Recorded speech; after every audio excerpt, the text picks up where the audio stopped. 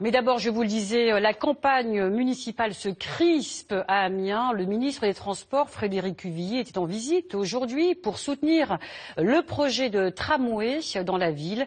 Mais cette venue a créé des remous dans l'opposition qui dénonce une opération de communication à quelques semaines des échéances électorales. Pierre-Guillaume Crémieux avec Aurélien Barège. C'est un poids lourd de la politique, le ministre des Transports, Frédéric Cuvillier.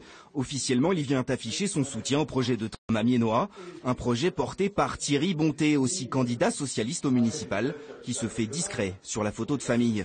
Car un peu plus tôt devant la mairie, la droite amiénoise a réservé un accueil particulier au ministre, un chèque en bois de 50 millions d'euros, ce que l'État pourrait payer pour le tram. La droite n'y croit pas.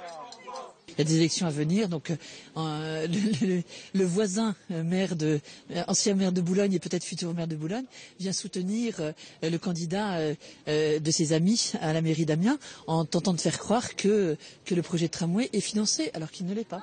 Pourtant invité, les élus de droite boycottent le discours du ministre. Ils dénoncent une simple opération de communication.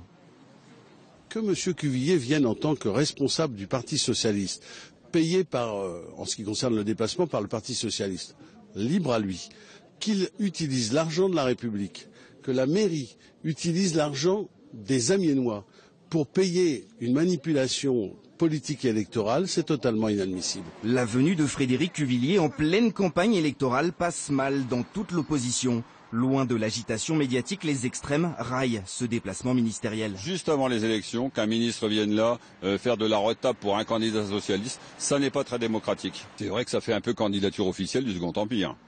En même temps, ce ministre est dans un gouvernement qui n'est pas du tout populaire aujourd'hui et donc on pense que cette visite va être contre-productive pour le candidat Bonté. Pendant ce temps, à l'intérieur, le ministre assure que le tram amiénois est en bonne voie, que les investissements dans le réseau ferré arrivent et répond fermement aux critiques de l'opposition locale. Vous n'êtes clairement pas venu sauver le soldat Bonté comme on l'entend à droite. Je suis là pour sauver personne, je suis là pour faire avancer les dossiers et surtout assurer les élus de tout mon soutien parce qu'ils travaillent bien. Quant à l'aide exacte de l'État pour le tram, pas d'annonce chiffrée, le ministre ne veut pas, précise-t-il, interférer dans la campagne.